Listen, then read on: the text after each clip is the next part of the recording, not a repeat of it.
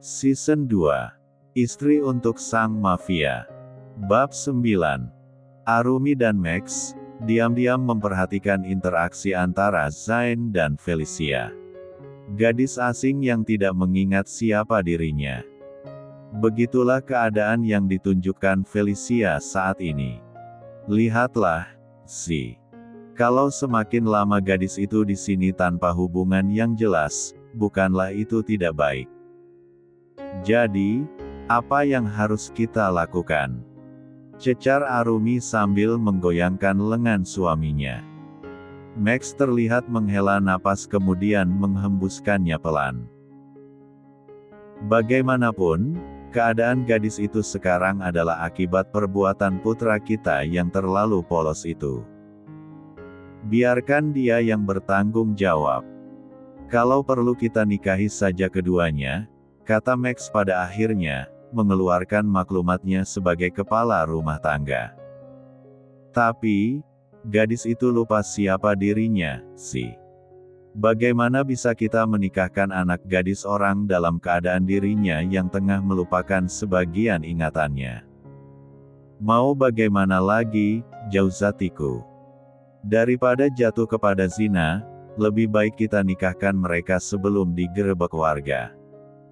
Kamu tidak mau kan, Zain mengalami nasib seperti kita? Kata Max, dengan tatapan penuh arti pada Arumi. Jadi kamu menyesal, Si? Sentak Arumi tiba-tiba. Membuat Max terkesiap kaget. Bukan begitu sayang. Mana ada aku menyesal. Pertemuan denganmu adalah hal terindah dalam hidupku. Awal yang pahit itu, justru mengubah segalanya. Tolong jangan salah paham. Aku hanya ingin anak kita menikah dengan cara terhormat, tutur Max penuh kelembutan. Kedua mata Arumi langsung basah. Dia telah salah dalam mengartikan maksud suaminya. Maaf, Si. Arumi telah salah bicara. Sudahlah, sayang. Tidak ada jalan lain selain menikahkan mereka. Sebelum, tok tok tok. Belum selesai Max bicara, ada yang mengetuk pintu rumah mereka dengan kencang. Zain langsung bangun dari duduknya. Menjauhkan diri dari gadis berani yang terus memojokkannya ini. Buka pintunya, Zain. Titah Max. Zain mengangguk dan langsung membuka pintu kayu rumahnya. Setelah terbuka, kini jelaslah siapa orang yang telah menggedor tanpa adab itu.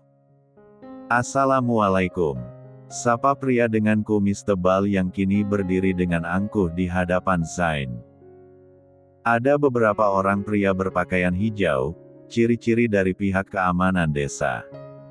Waalaikumsalam. Jawab Zain dan Max bersamaan. Sementara Felicia hanya duduk manis menyaksikan dari tempatnya duduk tadi, tak bergeser sedikit pun. Dengan Arumi yang berada di sisinya. Ustadz Zain, ada yang ingin saya dan warga desa ini klarifikasi, kata pria berkumis itu. Mari silakan duduk dulu, Pak Lik, kata Zain mempersilahkan tamunya itu duduk pada kursi rotan yang terdapat di teras. Max dan tamu itu yang duduk. Sementara Zain dan dua pihak keamanan hanya berdiri. Ada apa ya, Pak Wiryo kesini? Tanya Max pada pria yang menjabat sebagai rukun tetangga itu. Begini loh, Mas Alif. Saya mendapatkan laporan kalau di rumah ini ada perempuan asing sejak kemarin. Kebetulan, ada dua orang laki-laki yang juga kebetulan datang ke rumah saya mencari sanak saudaranya yang kemungkinan ada di desa kita ini. Boleh saya bertemu dengan gadis itu opo ndak? Kata pria berkumis itu dengan tatapan penuh curiga. Max menatap sekilas ke arah Zain. Kemudian ia kembali pada ketua RT yang nampak gelisah menunggu jawaban darinya. Memang di rumah ini anak gadis, Pak. Tetapi, Dia adalah calon istri dari putra saya, jawab Max dengan raut wajah tenang. Namun, tidak dengan ekspresi putranya saat ini. Zain terkejut, akan tetapi semua perasaannya itu berusaha ia sembunyikan sebaik mungkin. Zain susah payah tersenyum tipis dan mengangguk, mengiyakan ucapan abinya. Apa? Calon istri? Kok tidak dilaporkan ke saya? Cecar pria berkumis itu sedikit kesal. Maaf, Pak Wiryo. Semuanya di luar kendali kami. Gadis itu mengalami kecelakaan ketika datang ke sini. Saya berniat akan membawanya ke klinik lebih dulu. Setelah kondisinya sehat baru saya lapor ke Bapak untuk mengurus pernikahannya, jelas Max dengan alur yang ia karang secara singkat itu. Untung saja otaknya cukup cerdas untuk saat-saat seperti ini. Tak apalah berbohong sedikit demi menjauhkan tuduhan yang bersifat fitnah. Bagaimanapun Max harus menjaga nama baik dan kepercayaan bagi putranya. Baiklah kalau begitu cerita yang sebenarnya. Lain kali langsung laporkan saja pada saya. Agar tidak terjadi omongan miring. Apalagi, keluarga Mas Alif ini kan cukup terpandang. Belum lagi Ustadz Zain adalah salah satu ulama muda di desa ini. Maaf, apabila kedatangan saya sudah mengganggu dan mengejutkan. Kalau begitu sebaiknya diurus secepatnya, kata pria berkumis itu sebelum benar-benar pamit. Max dan Zain mengangguk kemudian menyalaminya.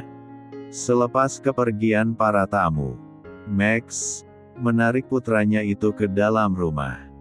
Kau ini, Zain. Hampir saja bikin Abi kena serangan jantung. Sentak Max. Ucapan kerasnya itu membuat sang putra hanya bisa menunduk penuh sesal. Zain tidak membantah sedikit pun ucapan orang tuanya. Maaf, Bi. Jantung Zain juga hampir copot tadi. Apalagi pas Abi bilang soal pernikahan. Apa itu serius, Bi? Tanya Zain yang langsung mendapatkan pelototan dari Max.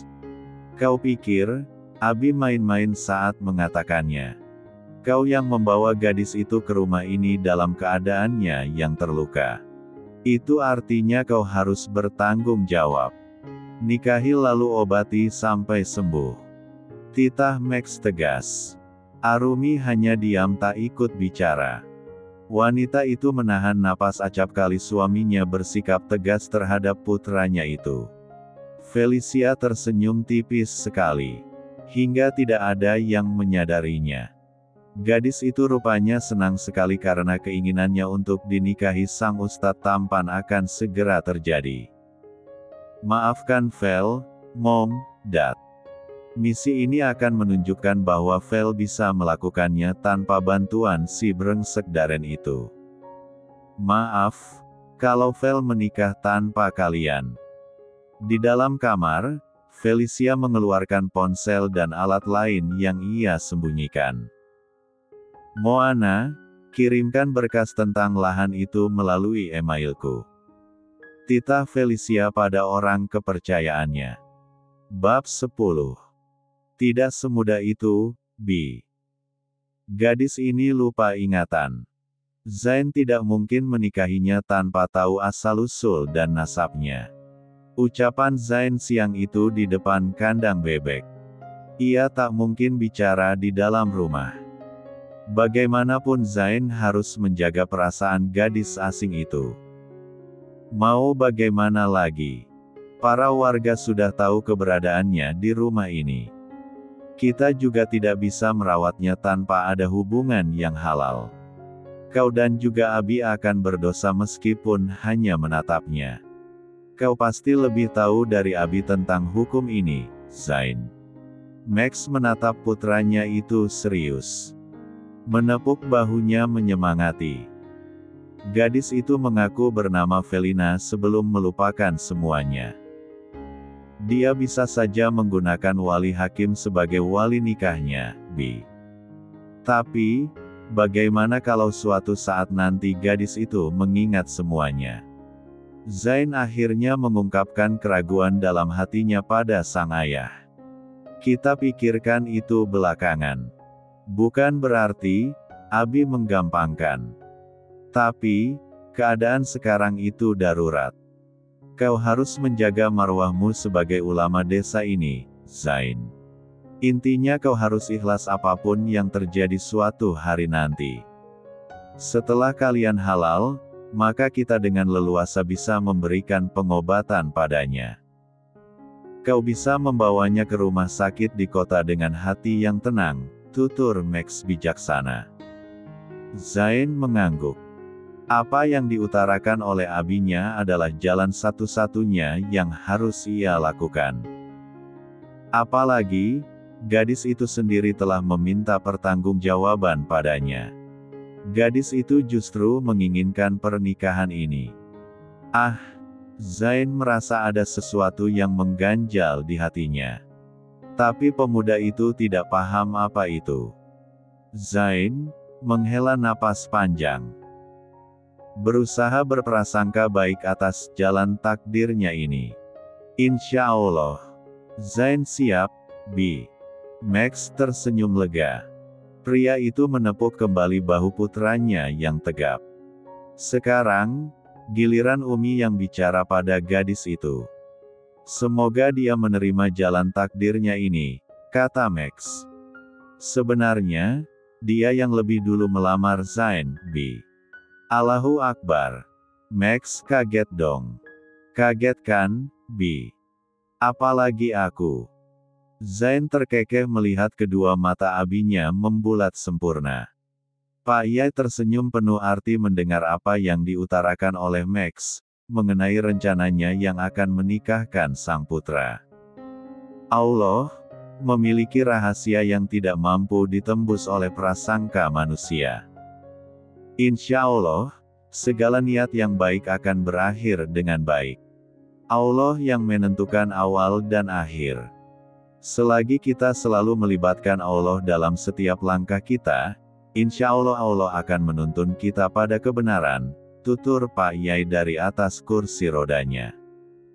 Tubuhnya terlihat lemah tapi raut wajahnya masih sesegar dulu.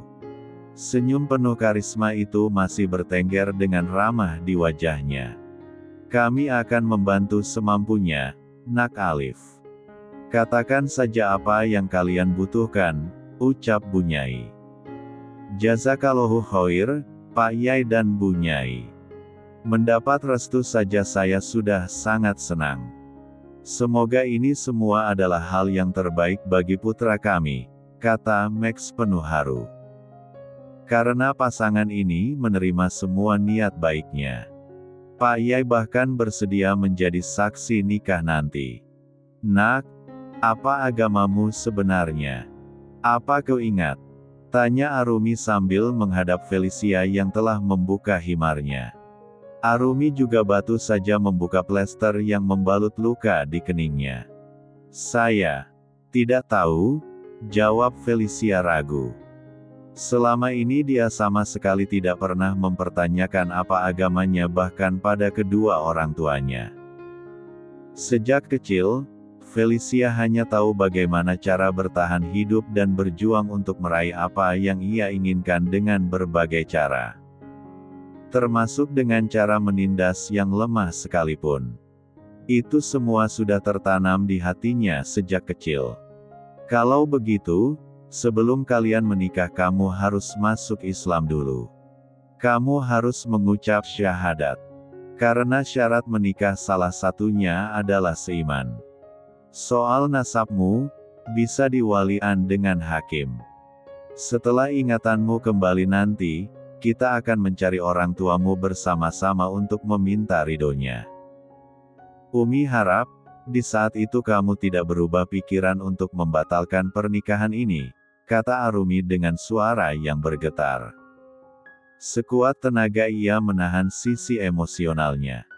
Arumi tidak ingin menangisi ketakutannya. Wanita ini, kenapa membuatku merasa bersalah? Kenapa dia seakan tahu niatku, batin Felicia.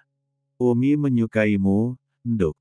Umi merasa kehadiranmu adalah jawaban dari doa-doaku selama ini pada Allah. Umi menginginkan anak perempuan tapi, godarullah Umi tak lagi memiliki rahim. Umi mohon, tetaplah jadi anak perempuan Umi apapun yang terjadi di kemudian hari, pinta Arumi dengan kedua mata yang pada akhirnya basah juga. Felicia tak tahu harus menjawab apa. Gadis itu bungkam. Lidahnya keluh. Hatinya tersentak. Apakah dia tega menyakiti setelah melihat sosok bidadari ini memohon padanya? Sial. Persetan nurani. Aku menikah dengan Ustadz polos itu bukan karena ingin mengabdi sungguhan. Tapi, dia. Wanita ini. Membuatku lemah. Menyebalkan. Felicia asik mengumpat dalam hatinya. Sisi arogannya mencoba melawan sisi lembut dalam dirinya. Melihat Felicia hanya diam, Arumi safra bahwa ia terlalu banyak bicara dan menuntut. Maaf, Nduk. Seharusnya Umi tidak meminta terlalu banyak padamu. Keadaanmu begini, nyatanya akibat kesalahan putra kami yang tidak disengaja. Sekali lagi, maaf. Kita jalani saja apa ada di depan mata. Selanjutnya kita serahkan pada Allah, kata Arumi setelah ia sadar bahwa segala sesuatu hanya Allah yang menentukan. Manusia hanyalah bisa berencana, berusaha dan berdoa. Sisanya tawakalku ala Allah. Moana, bagaimana keadaan Momi? Felicia kembali mengirim email pada orang kepercayaannya. Nyonya N, dirawat di rumah sakit. Nona apa tidak mau pulang? Katakan di mana biar saja kirim orang untuk menjemput. Moana membalas. Oh, tidak Moana. Sembunyikan keberadaanku. Misi ini harus berhasil agar Dedi berhenti menjodohkanku dengan pria brengsek itu. Baik, Nona. Jaga dirimu. Felicia membiarkan layar pada ponselnya itu berubah hitam. Untung saja masih bisa digunakan. Ia berharap, Arumi tidak mengetahui keberadaan benda itu. Ponsel rahasia yang ia simpan di dalam kantung celana segitiganya. Dayanya sudah habis, Felicia tidak dapat berbuat apapun untuk tetap membuat benda itu menyala. Aku, benar-benar sendirian sekarang. Setidaknya aku tahu, kalau Zain merupakan salah satu pionir yang bisa aku gunakan sebagai alat. Lahan itu akan berada di bawah kuasaku. Felicia tersenyum penuh arti. Gadis itu sudah bertekad akan melakukan apapun demi misinya. Felicia sudah mengucapkan syahadat. Arumi telah memberikan nama muslimah padanya. Zahra adalah nama pilihan Arumi. Hari ini Zain akan menikahi gadis asing yang tiba-tiba datang dalam hidupnya. Gadis cantik yang ia kira jelmaan dari jin. Zain terus menyalahkan kebodohannya itu. Gadis cantik itu jadi melupakan segalanya karena ulahnya itu. Bismillah. Semoga engkau ridhoi langkahku ini ya Allah. Ampuni segala kebodohanku. Zain berdoa dalam hati sebelum menjabat tangan seorang wali hakim yang akan menikahinya dengan Zahra yang mana kecantikannya bersinar bagaikan cahaya senyumnya menggoda laksana bunga.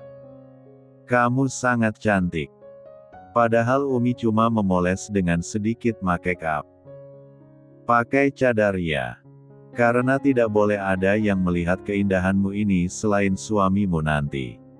Arumi menutup sebagian wajah Felicia alias Zahra dengan selembar kain, setelah gadis itu mengangguk. Penyamaran ini semakin sempurna. Felicia tersenyum miring di balik cadarnya. Bab 11. Di mana pengantinnya, Mas Alif? Tanya Pak Wiryo, pria berkumis melintang yang merupakan ketua rukun warga di desa itu. Pengantinnya di dalam Pak, ditemani oleh istri saya, jawab Max. Pak Wiryo hanya manggut-manggut. Tak lama acara ijab pun dilaksanakan. Zain mengucapkan ijab dalam satu tarikan napas. Setelah para saksi mengatakan satu kata, sah, sebagai penentuan, barulah sang ustadz muda itu dapat menghela napasnya. Alhamdulillah. Zain mengusap wajahnya. Ketegangan yang tadi sempat menyelimutinya kini sedikit merenggangkan ikatannya. Max meminta tolong pada Naima untuk memanggilkan istrinya. Kebetulan, Naima datang bersama dengan suami dan anak perempuannya yang baru berusia 5 tahun. Permisi, mempelai wanitanya diminta ke depan tuh, kata Naima ketika sudah berada di depan pintu kamar pengantinnya. Masya Allah, Naima. Pekik Arumi kaget. Ia tak menyangka jika wanita yang telah dianggapnya adik sendiri itu menghadiri pernikahan putranya. Mereka berdua pun berpelukan dan tertawa.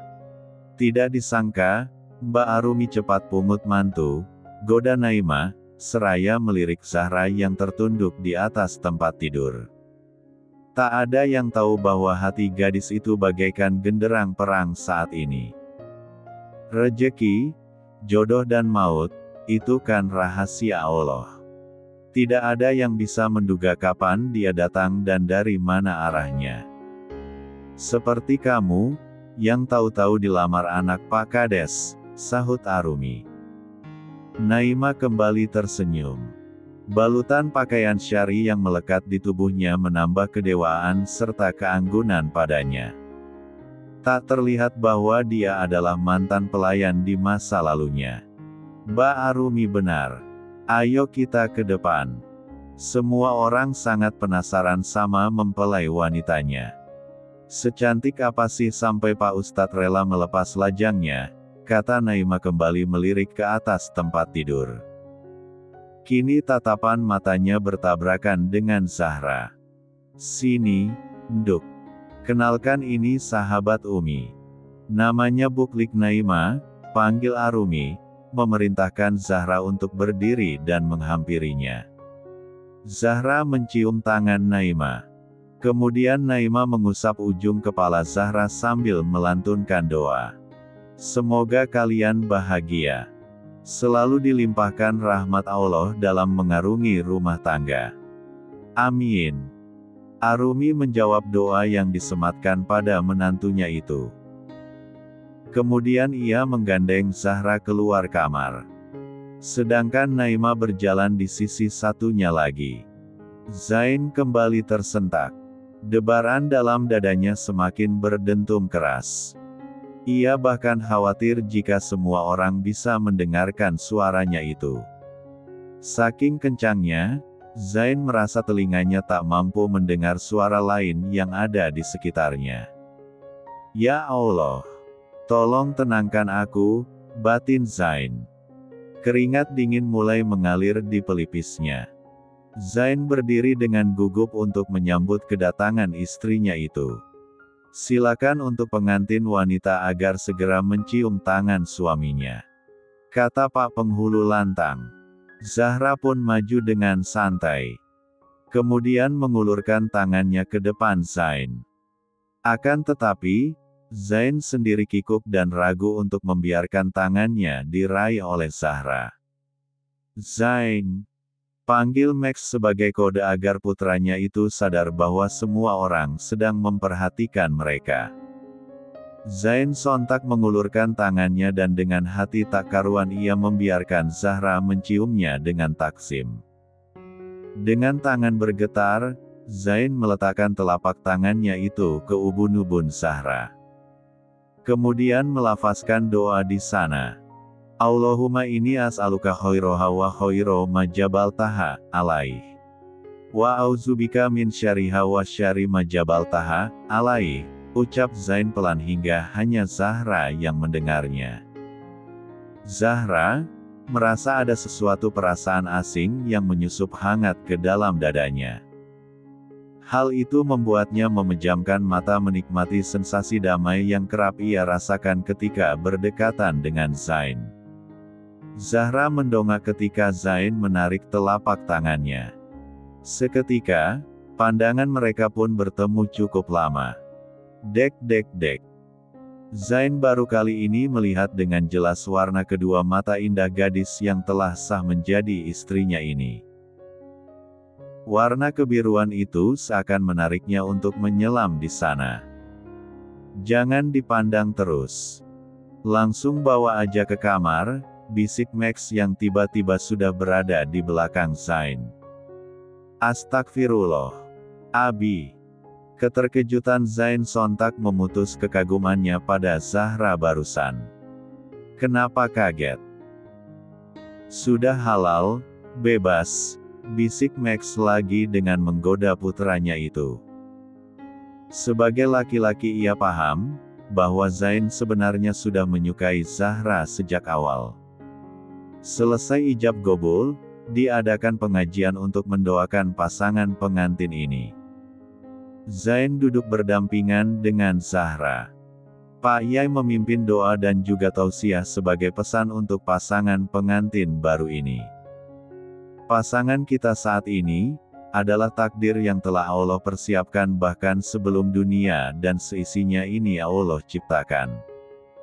Karena itulah, tidak ada yang namanya salah jodoh.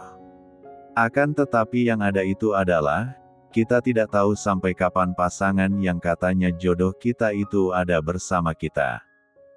Sebab, Allah bisa sewaktu-waktu memisahkannya kembali. Semua itu rahasia, seperti bagaimana Allah mempertemukannya. Ucapan Pak Yai menyentuh ke dalam hati Zain. Membuat pemuda itu tersenyum tipis. Tak ada yang menyadarinya kecuali gadis yang berada di sisinya. Di mana Zahra sejak tadi tak lepas pandangannya dari sosok tampan yang telah menjadi suaminya itu. Mom, Dad. Jika kalian tahu siapa sosok suami Vel saat ini, kalian pasti tidak akan percaya. Dia tampan dan pemalu. Cek.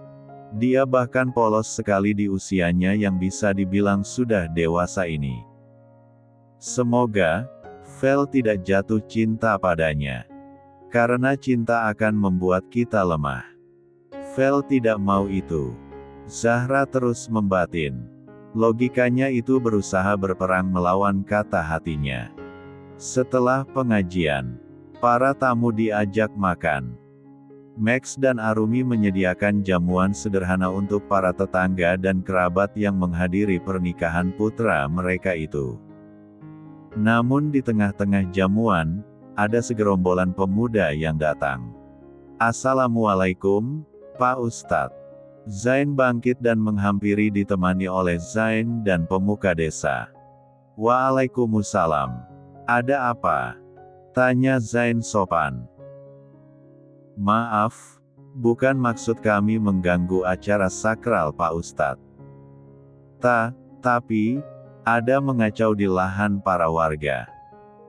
Salah satu pemuda menjelaskan dengan suara terbata dan napas yang terengah-engah. Pak Wiryo selaku rukun warga maju mendekat. Bagaimana ini, Pak Ustadz? Bisakah Anda ikut bersama saya dan yang lainnya untuk datang ke sana? Tanyanya ragu-ragu. Karena Zain baru saja menikah beberapa saat yang lalu. Baik, Pak Wiryo. Ini salah satu tanggung jawab saya. Karena sebagian besar warga telah mengizinkan lahan itu untuk dibangun pondok pesantren dan sayalah yang dipercaya untuk mengurusnya, jawab Zain tegas. Zain menoleh ke arah Zahra, istrinya. Izinkan saya pamit pada istri saya. Pak Wiryo mengangguk. Zain melangkah mendekati Zahra. Maaf, saya harus pergi. Ada urusan mendadak yang benar-benar penting. Zain berbicara dengan memandang lurus ke arah istrinya. Membuat Zahra lama-lama kikuk juga dipandang sebegitu serius oleh Zain. Aku ikut. Pinta Zahra. Zain sempat terdiam namun tak lama kemudian dia mengangguk. Zahra tersenyum di balik cadarnya. Jadi benar dia penanggung jawab lahan itu. Aku harus melihat kejadiannya dari dekat dan aku harus tahu siapa saja warga yang tidak setuju jika ada pembangunan mal di sana, batin Zahra alias Felicia dengan senyum liciknya.